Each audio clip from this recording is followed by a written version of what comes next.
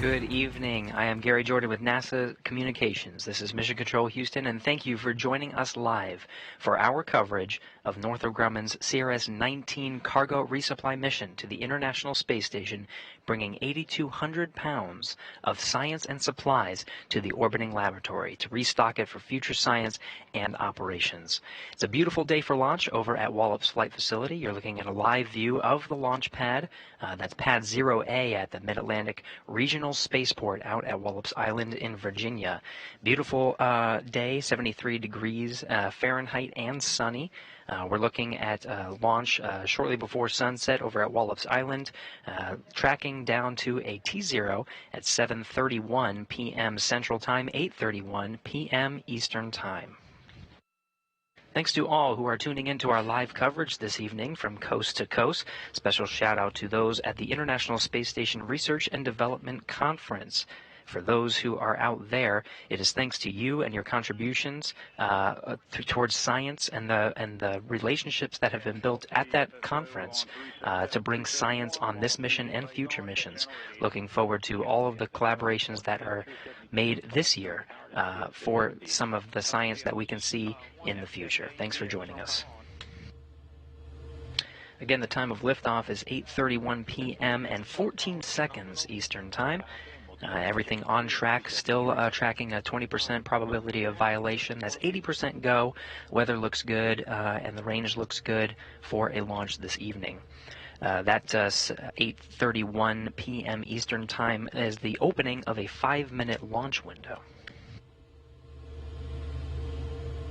We're launching this in August 2023, approaching the 10th anniversary of Cygnus 1, or Cygnus Orb D1, the demonstration flight of Cygnus, and the first time that Cygnus berthed with the International Space Station.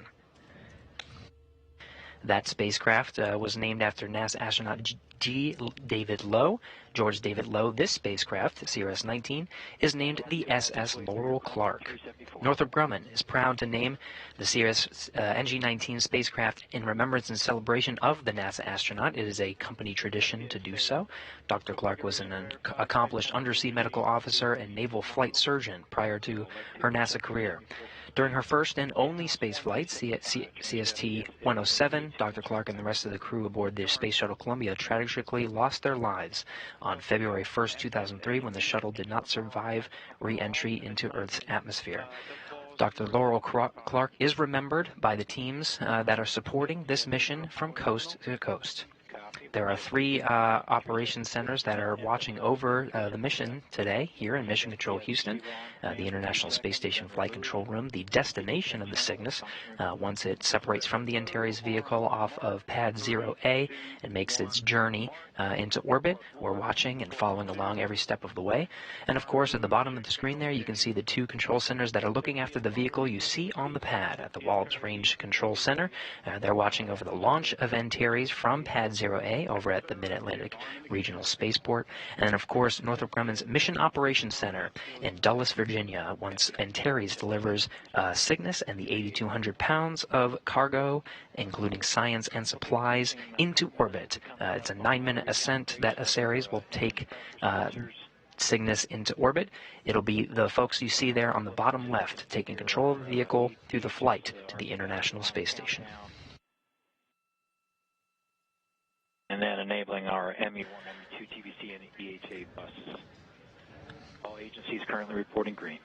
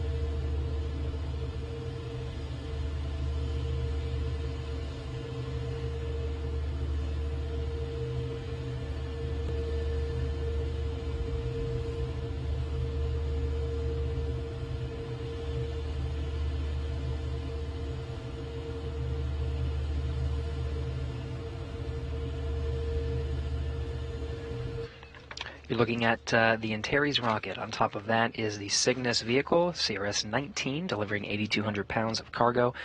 Fueling is wrapping up here. By the time we get to T0, it will be completely filled. You can see the LOX venting happening on the side of the vehicle right now. That's the oxidizer.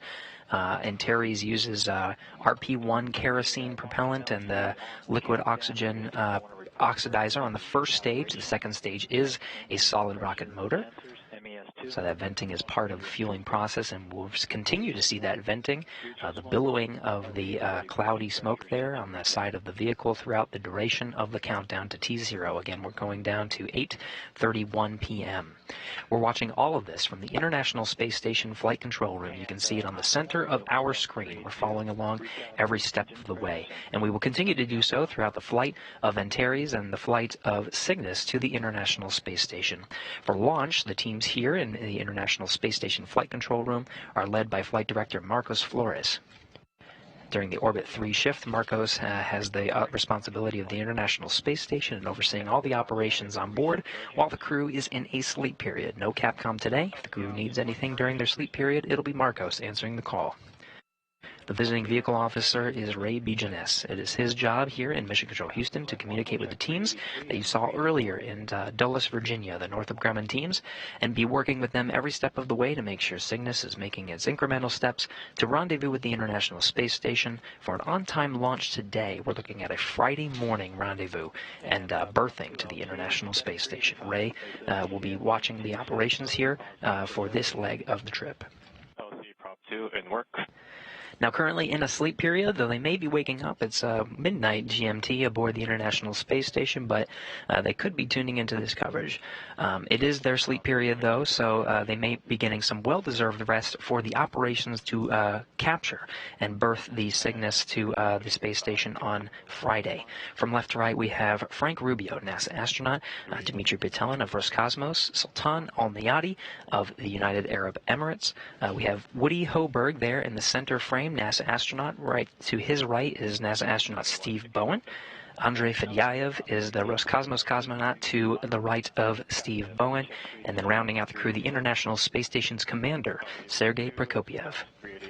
All 7 are on board the International Space Station right now, taken to the space station by a Crew Dragon and a Soyuz vehicle. Of this crew, it will be Woody Hoberg and Frank Rubio to perform the capturing operations for Cygnus on Friday. Check 388, 389, and site control, step 391 to go to ARMTEL for rapid retract. And in work, I'll report back in approximately 10 minutes when it's complete. Copy that, site control. LC Ops 1 TVC and EHA buses enabled. Roger, Ops 1, check 390. Here you can see a graphic of the Cygnus spacecraft and the Antares launch vehicle in its stacked configuration. Again, Antares is a 2-stage rocket. It's got the liquid oxygen oxidizer and RP1 kerosene fueled on the first stage. Second stage is a solid rocket motor, and of course Cygnus will be following along. The deployment of those ultraflex solar arrays happens about 2.5 hours after its insertion into orbit. Those will collect the power it needs to fuel its service module for the remainder of its flight to the International Space Station. We need another minute or two. We need another minute or two. Okay, copy that. Cygnus has a late loading operations capability for the Antares 230 Plus. The top of the fairing has a pop-top fairing to allow late loading in this specialized facility here during the phase where the vehicle is horizontal. That pop-top fairing allows for any late loading capabilities. We did get word that the part of the late load was some frozen treats. That we tried to poke at what kind of frozen treats, whether it was ice cream or popsicles for the crew. It is a secret for the crew, so that was part of the late loading operations. Ops 2 set stage 1 controller EPV VREFs. LC Ops 2, stage 1 controller EPV VREFs has been set. Copy that. And system you go for step 399, coordinate final adjustment to payload ECS temp send point, report back when complete. LC in work.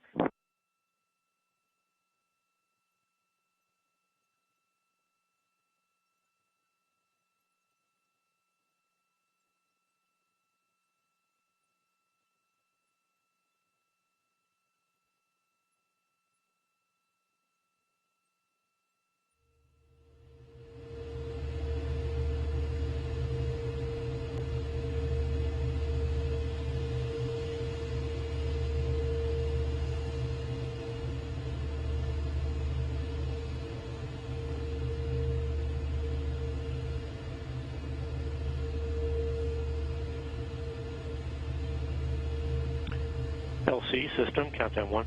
Go ahead, system. ALC step 399 complete. Copy, 399 complete. Launch team, we've just passed L-minus 20 minutes and counting.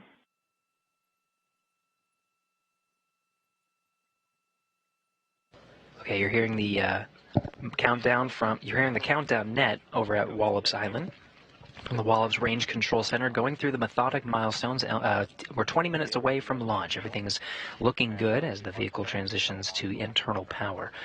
While we wait and continue to flow through these milestones, we do have a special guest on the line with us to talk us through some of the things that are happening.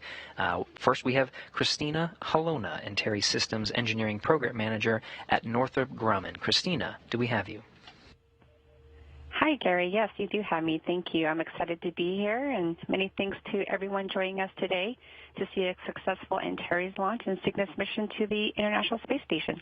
Thanks for joining us, Christina. It's been a bit to get this vehicle in its position that we see now. Can you take us through what it took to get Antares into this vertical position, specifically the rollout? Sure. This is Northrop Grumman's 19th mission, as you had stated before, and it definitely takes the entire Northrop Grumman team from Chandler, Arizona, and Dulles, Virginia, months and months to get the Antares 230-plus vehicle ready for launch. It definitely starts with the vehicle being manufactured there at the Horizontal Integration Facility, which we call the HIF, at Wallops Flight Facility, and then we roll out the Antares rocket to the Pad 0A. It's definitely a rain or shine event. Thankfully, this week we rolled out Antares to Pad 0A, and where we have several engineers, about 20-ish, 30-ish people from various disciplines, and they all walk with the vehicle from the HIF to the pad. It takes the entire team are looking while they're walking out with the rocket. They're making sure that Antares stays level the entire way.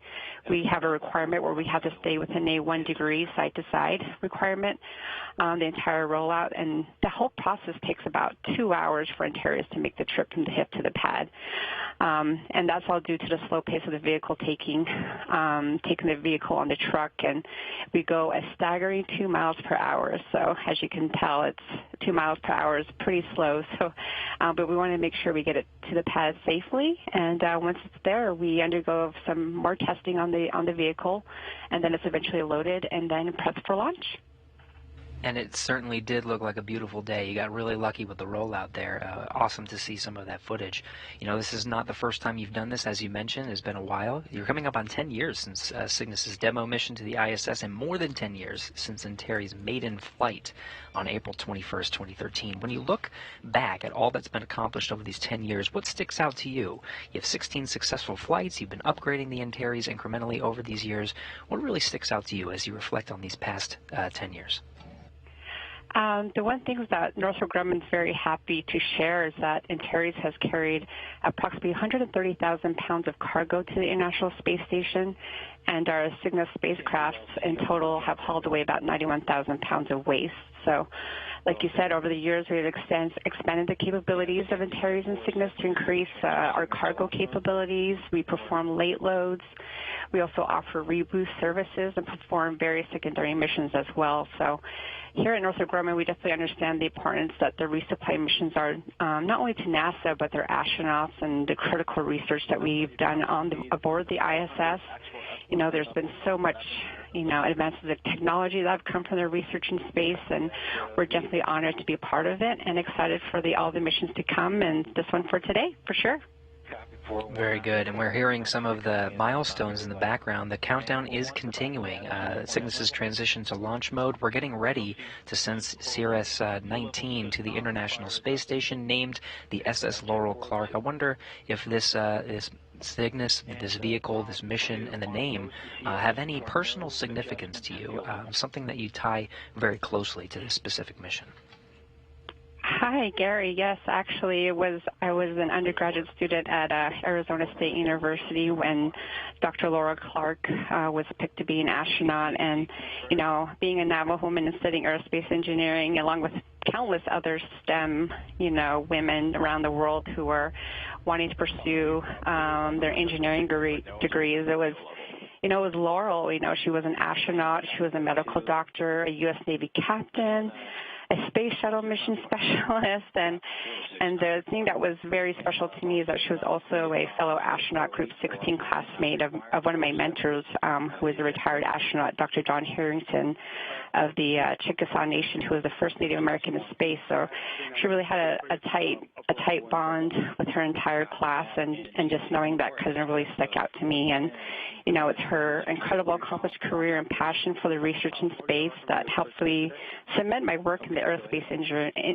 industry. And, you know, it's been 20 years since Columbia Space Shuttle tragedy, and where Laurel and 6 others of the astronauts lost their lives. And, you know, it's just been amazing to witness Dr. Clark's career achievements that took her career to under the sea and to the stars, basically. And, you know, she and the entire Columbia crew of the STS-107 continue to inspire, you know, future generations of explorers. And Northrop Grumman is proud to commemorate our NG-19 Cygnus spacecraft, the SS Laurel Clark, for the NG-19 mission, where she has made a substantial contribution to the United States commercial space program and to human space flight. So we're very honored to have it named after her, and just a very special place in my heart for her and the entire crew of the STS-107. And I think that special place is shared amongst the teams that are supporting this mission. Christina Helona, thank you so much for joining us for the launch show, and we're continuing down towards the T0 here at 8:31. Thank you for coming on, Christina. Of course, thank you.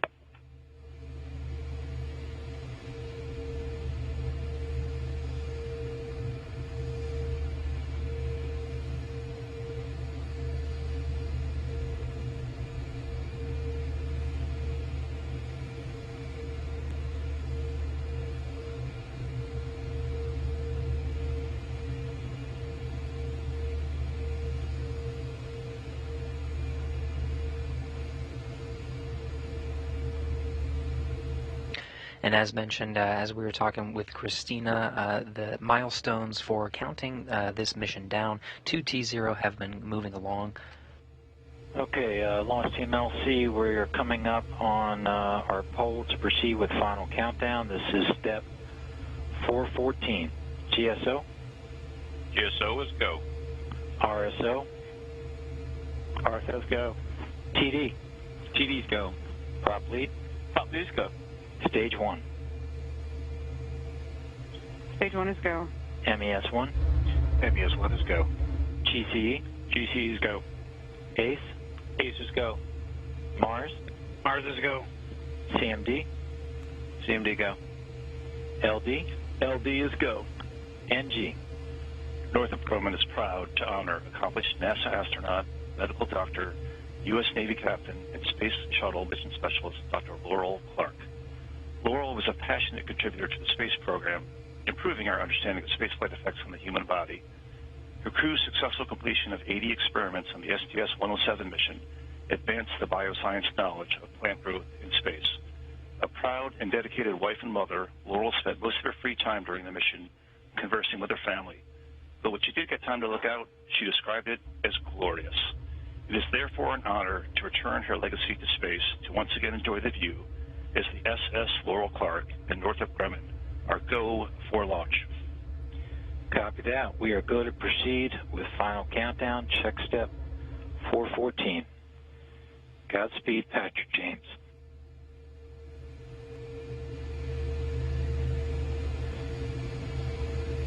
And with that, we pass the 10-minute go, no-go poll for CRS-19 to lift off on time this evening. Hey, all stations, and engine evacuation started. Pitch and back as. Check your headsets and mics. You might have a hot mic. And the engine evacuation started. Copy that, Ops 2. CMDLC, countdown 1.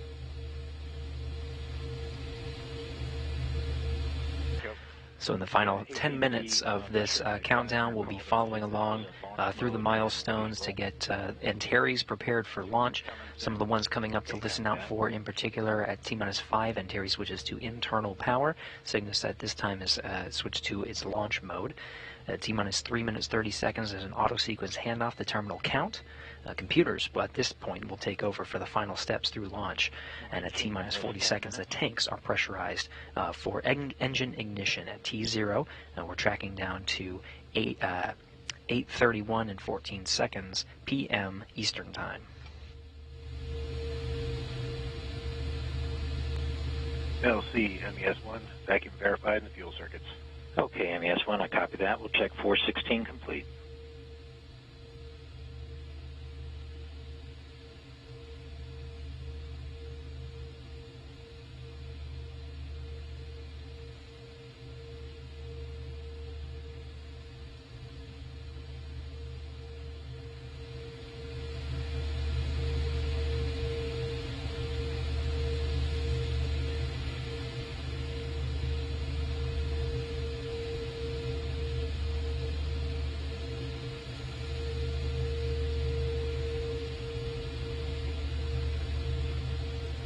Live shots of the liquid rocket engines that will mix RP-1 kerosene and liquid oxygen. Go to enable ACS VDMs. LC Alps 1, ACS VDMs, internal power on. LC Elect 1, ACS VDMs enabled, voltage nominal, ODM commands are clear. Copy, Elect 1. We can check step 417 and 418.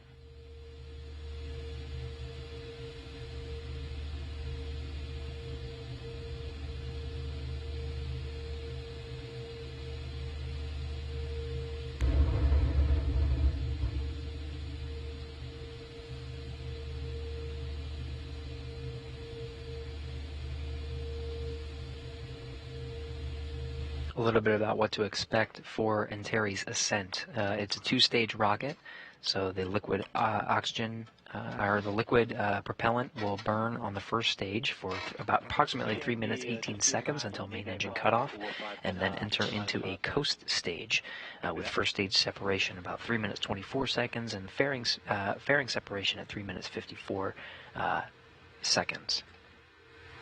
There's an interstage separation, and then the stage 2 ignition after 4 minutes. And this stage 2 is a solid rocket motor that burns for 2 minutes and 44 seconds.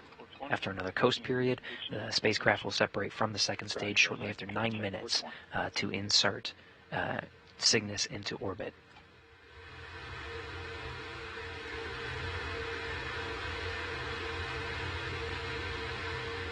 Admin copy.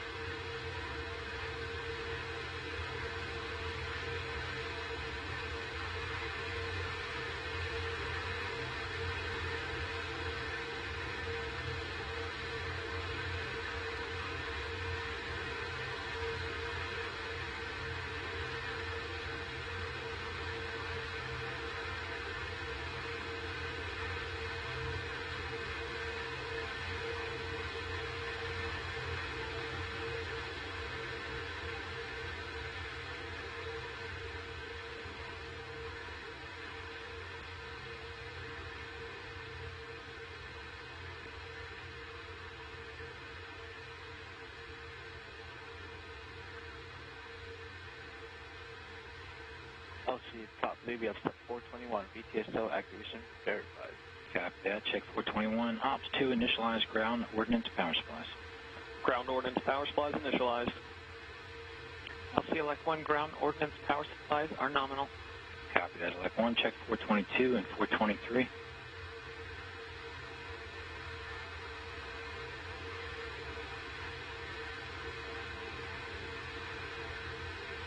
T-minus 6 minutes and counting. The sun is setting on the east coast there.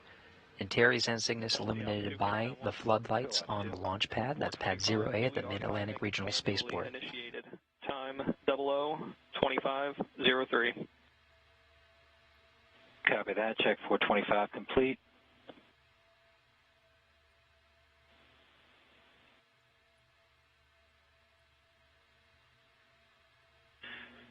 And CMD, step 413, Cygnus is launch mode and nominal.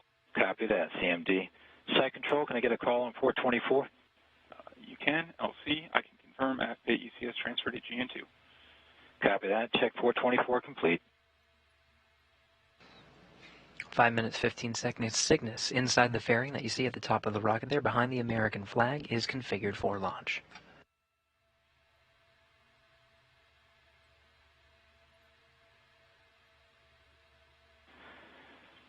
Ops 2 LC, step 426. You go to initiate engine priming. Engine priming started. Copy that. Ops 1, transfer avionics to internal power. LC Ops 1, all internal power on, all external power off. LC elect 1, internal power nominal. Ops 1, open FTS umbi loop. FTS umbi loop open and green.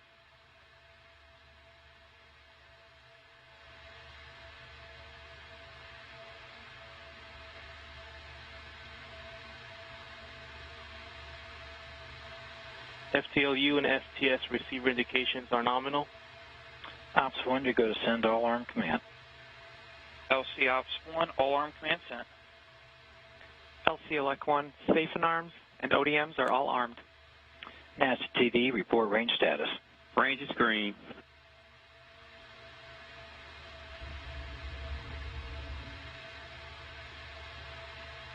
LC MES1, priming verified. Copy that. MES1, check step 434. Inside 4 minutes from launch, the team's reporting that the range is green. Antares makes a southeastern track down the eastern seaboard and across the Atlantic. If you're on the East Coast, there are maps that allow for certain visibility of Antares, and in this night sky, you may get a good view, though we are hearing it is a bit hazy on the upper altitudes, so there might be some cloud coverage that prevent sightings, but for those that are close to the Mid-Atlantic Regional Spaceport over on Wallops Island, there may be some sightings through the first leg of ascent. 3 minutes, 15 seconds and counting. LC elect 1, FC command is in flight mode. Copy that. Check 437.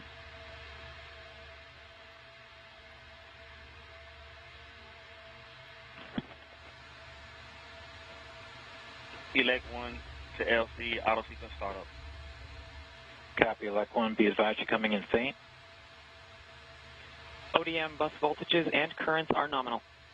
Copy that. Check 438 and 439. And GNC1, verify ready for nav mode.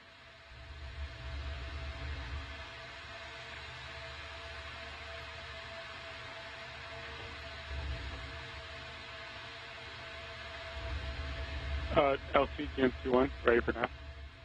Copy that. Ops 2, switch to nav.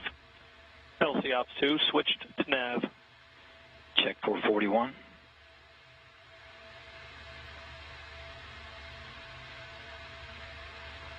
LC GMC1, nav mode verified. Copy that. We'll check 442. And we're at T-minus 2 minutes and counting.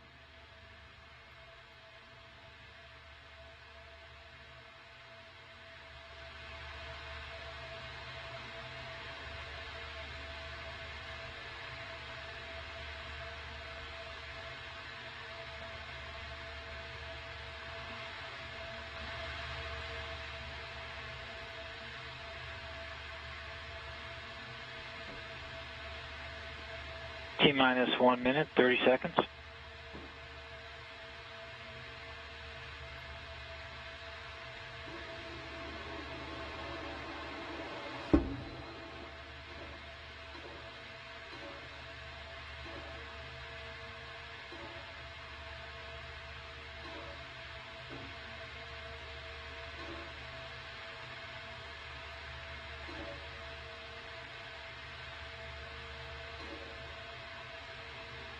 T-minus 1 minute.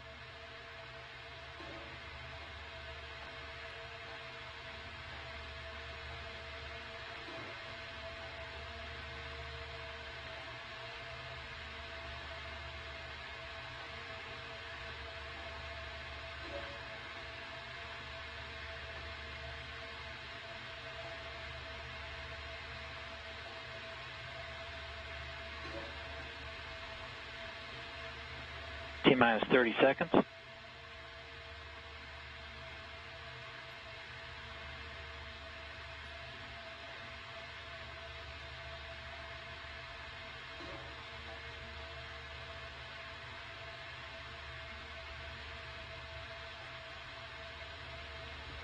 T-minus 10.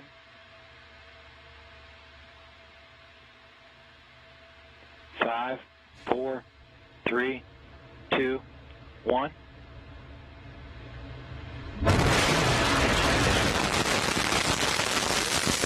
Lift off the Antares NG-19 launch vehicle, Wallops Flight Facility.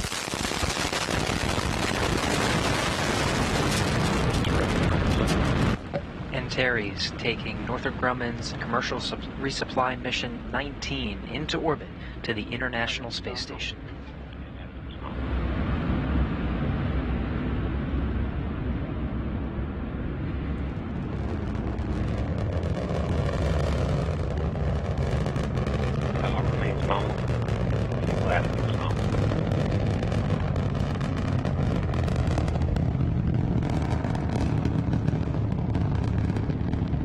Flight controllers reporting a nominal ascent for Antares.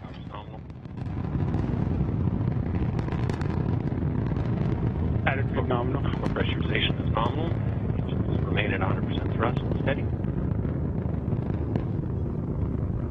Stage 1 TBC is nominal.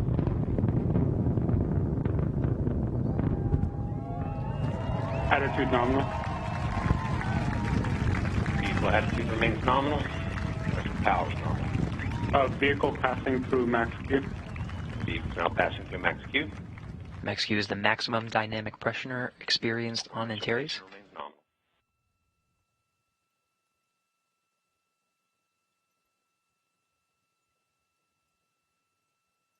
Core pressurization valves are nominal.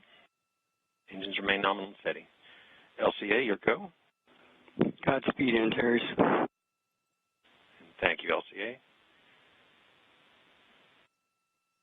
Halfway through the burn, 100 seconds to MECO, passing to 30,000 feet. Attitude nominal. Attitude remains nominal.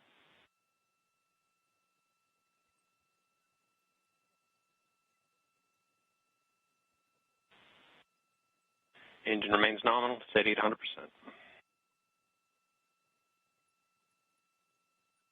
Passing through 5,000 feet per second. Core pressurization remains nominal. Electrical power is nominal.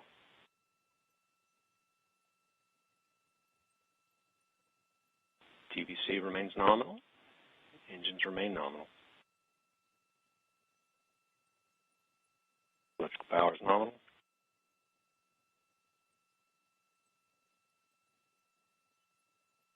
Core position is nominal. We're approximately 40 seconds from MECO.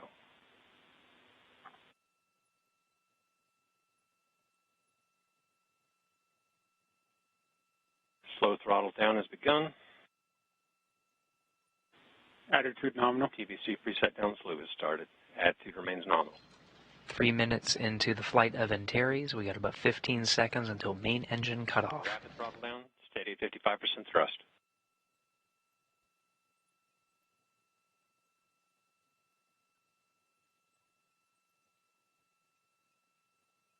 And we have main engine cutoff. Ellis is taking care of business.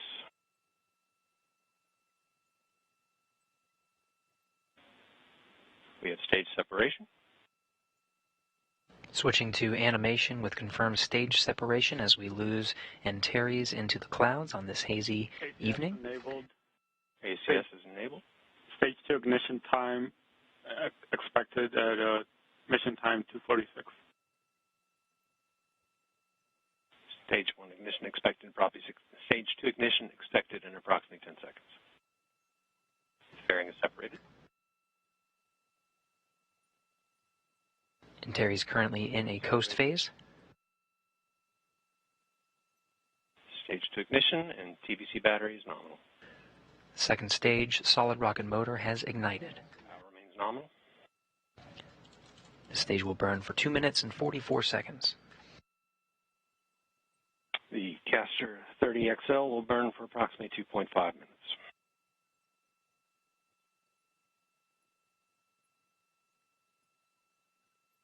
Power remains nominal.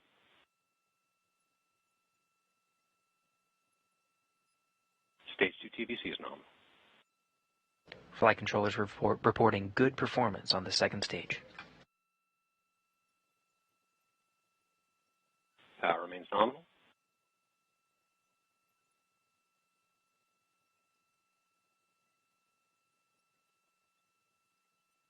TVC remains nominal in stage 2. And power is nominal.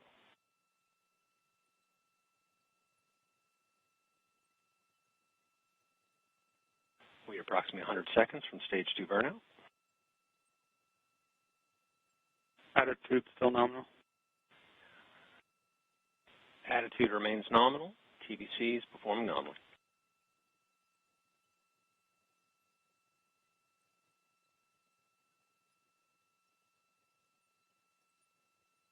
Power remains nominal.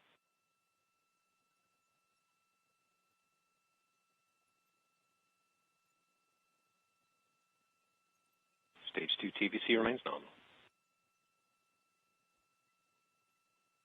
Power is nominal.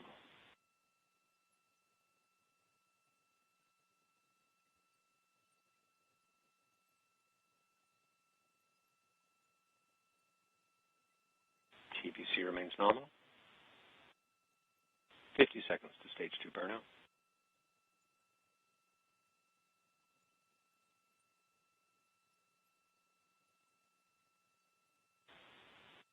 TVC, electrical power remain nominal.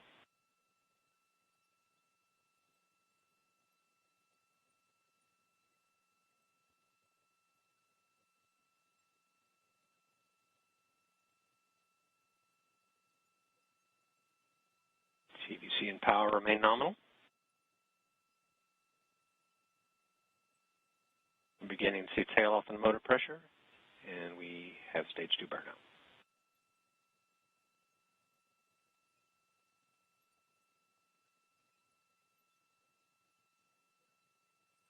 Six minutes, 55 seconds into the flight. The second stage solid rocket motor has burned out. ACS enabled. Or ACS payload enabled. We're now entering about approximately a 2-minute coast phase. Antares is in orbit and will coast for roughly 100 seconds prior to payload separation.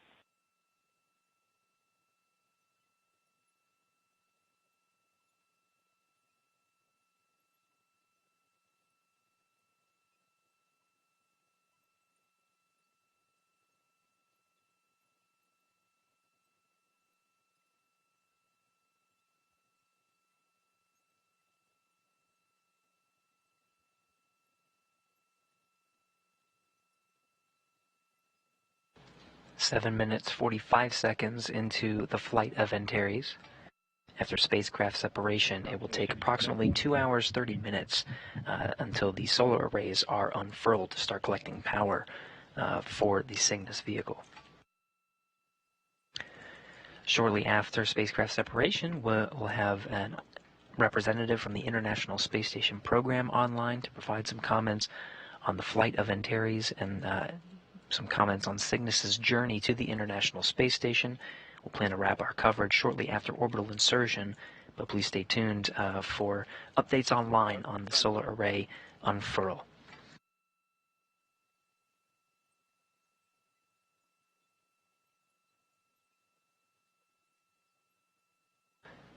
Spacecraft separation is coming up on 30 seconds.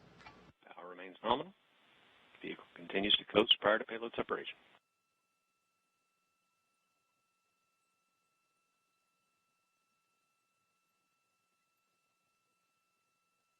And we have payload separation.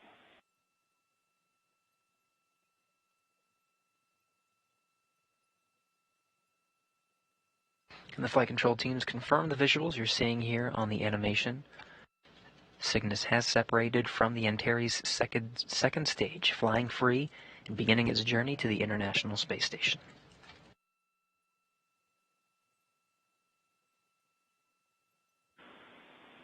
All right, launch team, LC on Countdown Net. We're going to go ahead and proceed with our post-launch checklist. We've confirmed that we've had Cygnus separation. Congratulations to the Cygnus team, and that sound you heard a little earlier was a mic drop.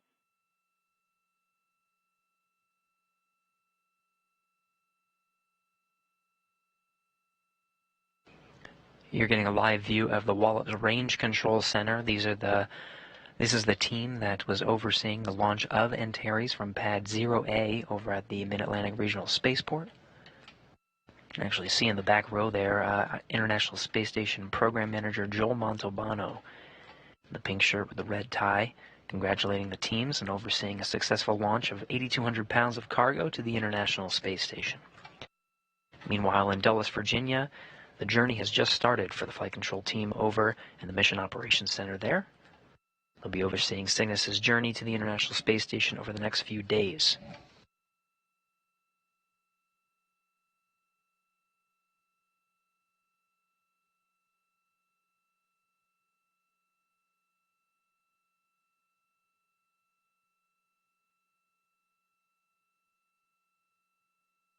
Of course, the operations today were executed by the team you see on the screen here, International Space Station Flight Control Room. We've been monitoring every step of the countdown and Antares flight and delivery of Cygnus into orbit. Successful delivery from Wallops.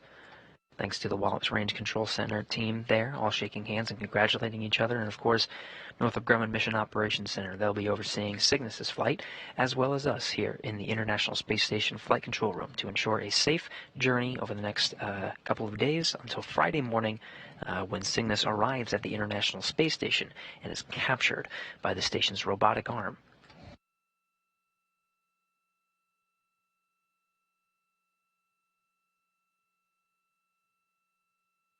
Now, after a successful operation this evening, we are lucky enough to have Jeff Arendt, who is the manager of the Systems Engineering and Integration Office and the International Space Station Program based here in Houston. Jeff, how do you hear us? Loud and clear. Gary, how do you hear me? Hey, loud and clear. Thank you for joining us, Jeff, and providing some remarks. We just saw Antares deliver 8,200 pounds of cargo, including science and supplies, to the into orbit, and it's on its way to the International Space Station. I'm curious, from your perspective, from the International Space Station Program perspective, what are some of the key highlights of science, hardware, something on this vehicle, something on this mission that you're particularly looking forward to arriving at the International Space Station? Yeah, that's a great question. I think three come to my mind pretty quick. The first would be this is the final iteration of the Sapphire series of spacecraft fire protection experiments, and so that's flying on this flight. That's been a really interesting set of experiments, and we've learned a tremendous amount, to be honest with you. The second, I think, we're flying some neural cells that will be cultured in 3D cell models for gene therapy testing. The experiment is called Neuronics. Gene therapy shows promise, but the 3D models needed to test these therapies do not form in Earth's gravity, so creating these 3D cell cultures in microgravity could provide a critical platform for drug discovery and gene therapy testing, so really, really cool stuff. The last would be we're actually flying a new potable water dispenser. We're actually calling it our Exploration Portable Water Dispenser. It provides hot water and improves sanitation for the crew's use. This will double the number of water dispensers that we have on board and certainly speed up meal preparation, because I think, as you know, and most of our listeners know, because rehydration is required for so many of the crew's meals, having one dispenser, I'm sure, takes a while for meal prep. So I'm sure the crew will be very excited about that. Yeah, I'm sure if they had any direction into what gets installed first, I'm sure they would choose that one just so they can get a couple of snacks early. Absolutely. Jeff, we're coming up on 10 years since Cygnus won with Orbital Sciences in September of 2013. When Cygnus berthed first to the International Space Station for a demonstration mission. Now we're 10 years into it. We're talking about the Commercial Resupply Service's 19 mission. So if you reflect on the past decade, what can you say about the impact of commercial cargo operations for International Space Station and continuing to support the operations? Yeah, in a word, I'd say essential. Critically essential. I don't think that's almost redundant, but with the retirement of the Space Shuttle, we lost our capability to resupply the ISS. And cargo resupply from U.S. companies is critical to our mission. I can't emphasize that enough. It ensures our national capability to deliver critical hardware, science research, significantly increases the ability of NASA to conduct new investigations. Other U.S. government agencies, private industry, and academic and research institutions can also conduct microgravity research through our partnership with the International Space Station National Laboratory. But again, in a word, it's absolutely essential.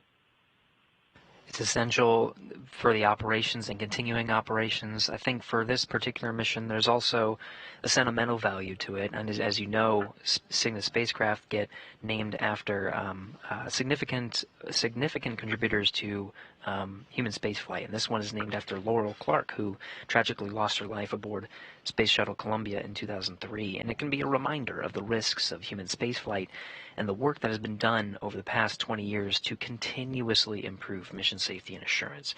So after today's successful launch and you reflect on the risks of human spaceflight, what can you say about maintaining a level of vigilance and NASA's role in working with private companies to ensure lessons in safety are shared and implemented? Yeah, that's a really good question. And,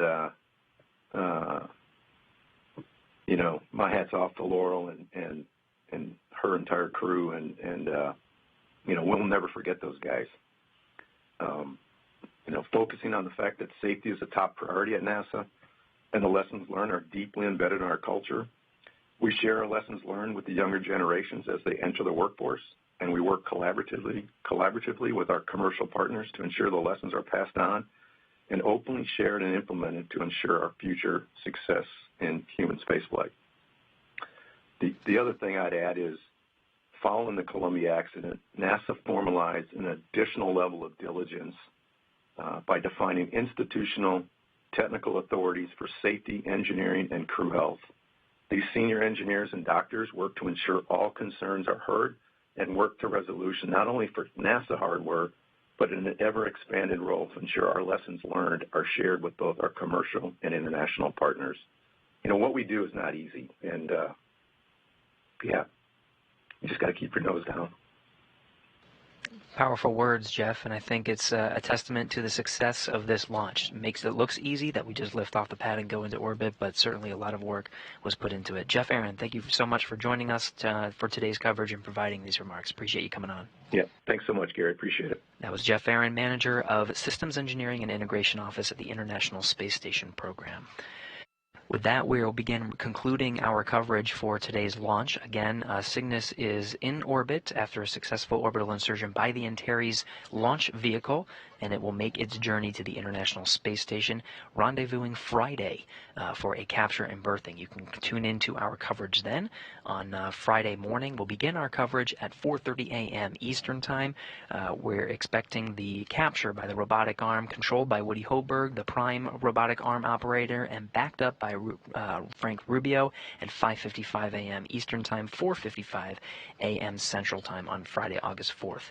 Now, since this is a berthing operation, we'll break our coverage and begin the installation coverage at 7:30 a.m. Eastern Time, 6:30 a.m. Central, where Cygnus will be maneuvered by the station's robotic arm and berthed to the Unity port of the International Space Station. This is the center node that is part of the International Space Station and the common home for Cygnus vehicles that arrive aboard the orbiting complex. Now again, we're about to wrap up our television coverage, but stay tuned online for updates on the unfurling of the Ultraflex solar arrays on the Cygnus that will provide power for its journey and arrival at the International Space Station on Friday morning.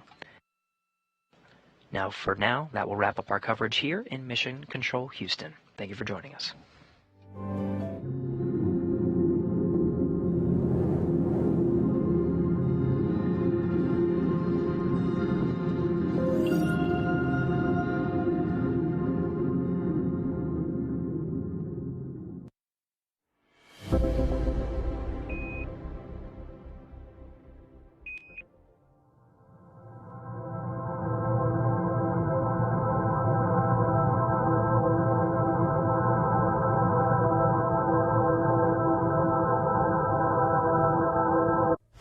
It's a new era of pioneers, star sailors, thinkers, and adventurers. 3, 2, 1, 0, all engine running. Let's go.